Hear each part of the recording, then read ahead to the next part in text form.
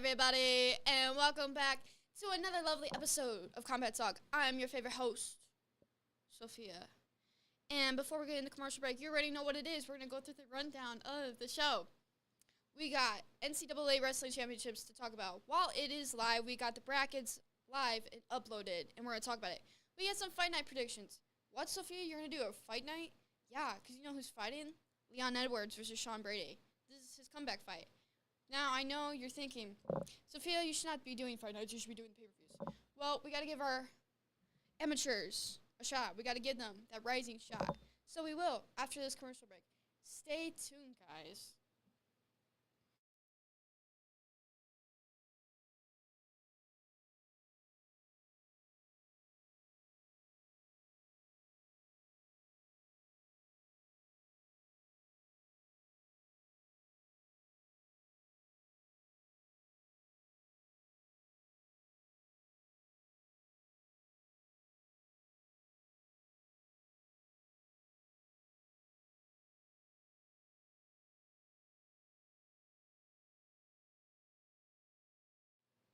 Hello, everybody, and welcome back. We're going to get straight into Fight Night, Leon Edwards versus Sean Brady. Let's go with the prelims, everybody. We got Shauna Bannon versus Puha Tomar at strawweight. I hope I said your name right. I'm very sorry. We got Shauna Bannon, MMA background. A lot of her fights go to decision, and she does a lot of feints. She's got good control, and she's got a lot of good footwork. Her double jab, body kicks, and she's got really bad takedown defense, so might need to work on that. And then we have Puha Tomar. She's a striker. She's got side kicks. She throws very wildly, so it might not save her in this fight. She's got heavy hooks. Her stance is sideways, which might come from a certain background of karate or something that she's more comfortable with. And then she has no head movement. Girl, you're going to be in trouble if you have no head movement. You're going to get knocked out. If you don't move your head, you're going to die. Sorry. Who am I picking? Shauna. You already know.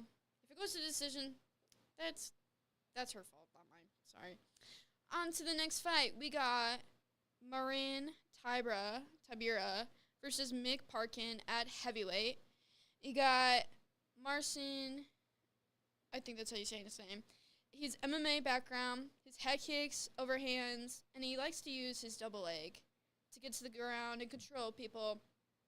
So he does that. He's able to control on the ground. Mick Parkin is a little bit different. He's got an MMA background, but more of kickboxing. He does leg kicks, and he does his jab cross to knock out. Why I say these specific punches is because this is what these different type of fighters use to knock out the person or to lead them to a TKO or to get them on the ground so they can control the fight. So if you guys are ever wondering about that. We're going to pick Mick Parkin just for he's more well-rounded, and I think we'll see more out of him this time. So we'll see how that goes. And then we have Lonair Kavanaugh versus Felipe dos Santos at flyweight. Lonair is a striker. He's got low calf kicks. He's got a lot of heavy punches and not much of a takedown defense, which is very worrisome. So, and then you got Felipe, who's got a Muay Thai background, his overhand, very reactive fighter. And then we have some powerful punches, and he tries to find the submissions, and not much takedown defense either. We're going to go with Felipe on this one, play it safe. We're going to play it safe on this fight. So, better safe than sorry, but whoever can get the knockout, we're going to go with them. On to our next fight. Into the main card, people. We got Nathaniel Wood versus Morgan Shaviri at featherweight. Nathaniel Wood is a striker. He's able to control the fight. He's got heavy hands. He's going to go for the submission. He's got good takedowns. And Morgan, MMA background, reactive TKO. We got a knockout artist here. So, who are we going to go with? Honestly, this fight could go either way, so we're going to leave it to them to decide and see what the outcome is. On to our next fight real quick. We got Jordan Viceni and Chris Duncan. Got a jiu-jitsu fighter and got an MMA fighter. Now, what we notice nowadays is even though you can come from a singular background, you still can have really good striking and actually not go to the ground. Interesting, I know. So Let's go with Jordan. If you're a more can't talk today. We got if you're a more well-rounded fighter. Excuse me, sorry. More well-rounded fighter. Go you. Very proud of you, I guess. So Jordan, there you are. But however, we're gonna take a little quick break for the fight night, and we're gonna tune in to another song. What am I saying? It's the first song. Can't talk today. It's been a long day. We're going to go into Emergence by Sleep Token. And I hope you guys enjoy. So stay tuned for the rest of the Fight Night predictions.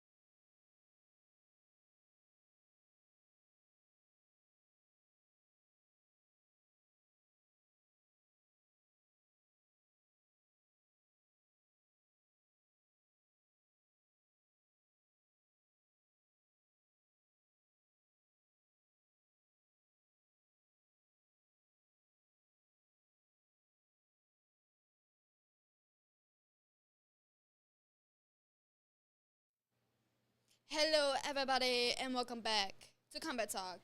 That was Emergence by Slave Token. I hope you enjoy it. And let's get further into the Fight Night predictions. We got Molly McCann versus Alexa Thenora. Actually, we have sad news. Alexa did pull out of the fight. She does have a new opponent, but we'll see how she does against Molly. Molly is coming off of a loss and some injuries, so we'll see how that goes. I hope Molly is able to pull through in that fight at strawweight. However, on to our next fight. We got Gunnar Nelson versus Kevin Holland at welterweight. Kevin Holland has improved on the ground, as we have all seen. And Gunnar, he's got jiu-jitsu, he's got a side stance, and he likes to use some sidestep kicks. And he's able to get the submission. He's got heavy hands, got a very high rate of takedowns, 59.38%, which is actually very high for a lot of fighters because usually you see low, like 15, 30s. So it's very high for a fighter. Then Kevin Holland, you got the Kung Fu background. He's able to control the fight. He's able to connect and land and find the submission at any point. Now, we have obviously seen some mental battles with him where he hasn't been able to deal with the mental pressure, but we're hoping that he pulls through in this fight. I'm a Kevin Holland fight fan forever, so I'm going to stick with my boy, Kevin Holland, and we're going to see how that goes. Then we're going to go into our co-main event, Jan Blachowicz versus Carlos Ulberg at light heavyweight. Jan is actually a jiu-jitsu background, which is very surprising because usually he KOs people. So he's got knockout power, he's got heavy leg kicks, he's able to get the submission, and his jabs are one of his most powerful punches. Carlos Ulberg got a kickboxing background, he's got good takedown defense, he's got good head movement, he feints and has heavy hands also. This fight is going to go either way. It's very hard for me to pick because doing my research for you guys, I get to find out different things about fighters. And it's either going to go to decision or knockout, in my opinion. I don't really think it's going to go to the ground because we have seen when you put people against each other that have the same background, it doesn't really go well. It just ends up standing. So thanks, guys, for that. We all hate you for that, but we're going to move on with our lives, I guess. On to our main event. We have Leon Edwards versus Sean Brady at welterweight. We got Leon Edwards, a striker. He's got good takedown defense. He's got good head movement. He's got good control of the fight. And he has heavy hands. Sean Brady's got a jiu-jitsu background. He's not leave any space. Fun fact about Sean Brady, he did fight Gilbert Burns, I'm pretty sure. And that fight was pretty good. I do recommend it. I think Gilbert was close to getting knocked out, not going to lie. But Gilbert came back in that fight with a lot of power and strength. So that was that. But who am I picking? Leon. Why would I not pick Leon, dude? I think Leon, he needed that loss from Bilal to get him back to that humble state of mind and to get him to a pedestal of where, I might be on a pedestal, but I'm actually not. I'm just a human being that can go through things. So, with that being said, Leon Edwards is going to take that fight. However, GFL. Oh, how we know about the GFL. So sad. They have released some of their fights. So, we're actually going to get into that. If you listen to the show, or if you watch the show, Tony Ferguson is going to be fighting Dylan Dennis. Why? I don't know. It's not my call, but let me pull this up real quick because this is actually very interesting to find out that Uriah Hall is going to be fighting too, and so is Uriah Faber. Like, bro, what? Are you okay? No, he's not. None of us are. But let's get into this real quick. Tony Ferguson versus Dylan Dennis. Uriah Faber versus Henry Burrell, number 3. Henderson versus Pettis. Again? What? What is happening with life? Uriah Hall versus Lima. Why on earth is Henderson fighting Pettis again? Why? I don't understand. There's no point in that to fight for, I think, the second or third time. It just doesn't make sense. And then you have Uriah Faber versus Burrell. What? I hope you guys enjoyed that part of the show. Unfortunately, we gotta go to another song. So we're gonna talk about the NCAA tournament, the wrestling championships going on. We're gonna get into those brackets. You can still watch it live right now on ESPN Plus and check that out. So we're getting to our next song, Going Under by Evanescence. Stay tuned for the rest of the show, guys.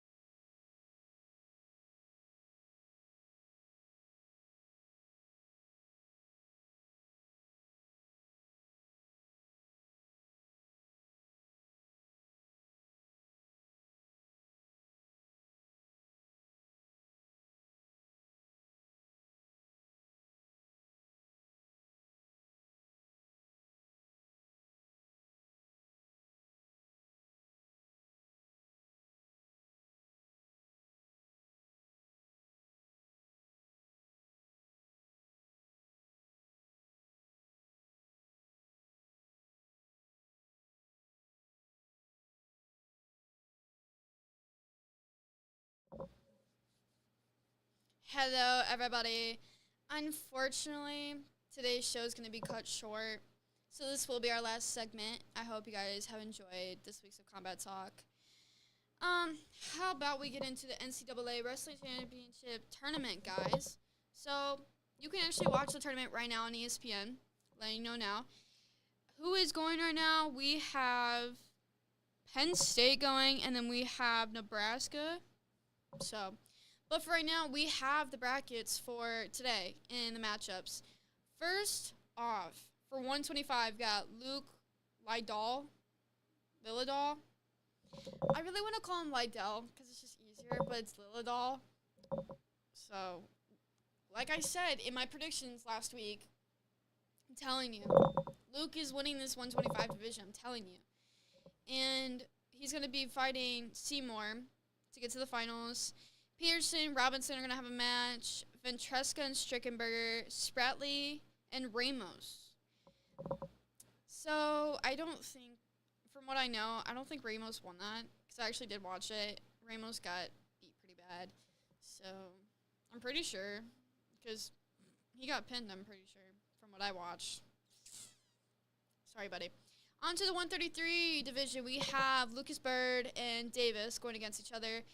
Rini and Romney, Fugit, I don't know, and McDonald. Guys, come up with better names. Buzakis, whatever, and Isla. Drake Ayla. You are my sole purpose in this division. If he does not go against Rini in this division for the finals, we're going to have some issues. So Drake and Rini need to pull it off to get to the finals because I'm going to crash out if this does not happen. 141 division, people. We got Hardy and Frost. We got Happel and Colderhand. Jesse Mendes, people. And Von Bar. We got Composto and Bo Bartlett. I'm telling you, Bo Bartlett and Jesse Mendes are going to do the rematch again this year. Hands down, picking Jesse Mendes for this year. Bo Bartlett, I will always be a fan of you, but not to the point where you win in the finals, dude. Just not happening. On to the 149 division, we got Henson and Williams, Styles and D'Amelio, Vanessa and McNeil, Webster and Lovett. Who do I think is going to take it? I honestly think it's going to be Lovett or McNeil, to be honest, because they're showing out more this year than they did last year. And we're going to see who really takes it. So on to our next division, we got the 157 division. We got Kosek and Joey Blaze from Purdue.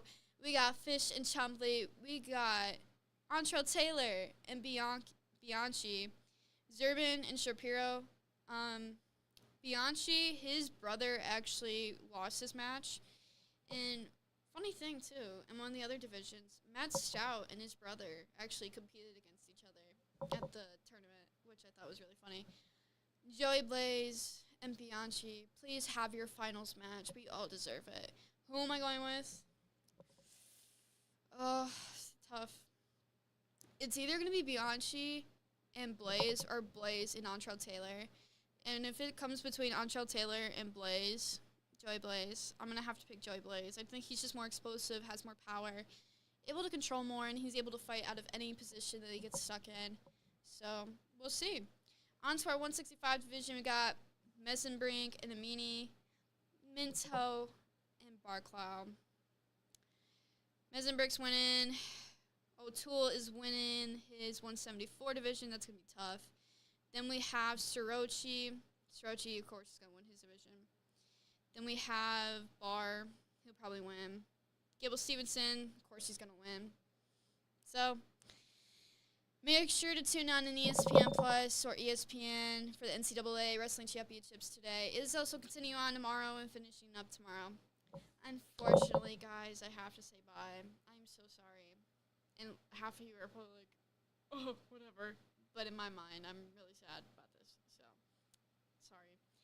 On to our last song. We have Play That Funky Music by Wild Cherry. I'm your favorite MMA host and Combat Talk host, Sophia. Tune in next week. Not next week. We got spring break next week. So I hope you guys enjoy your spring break. Tune in 2 weeks, and we'll be back.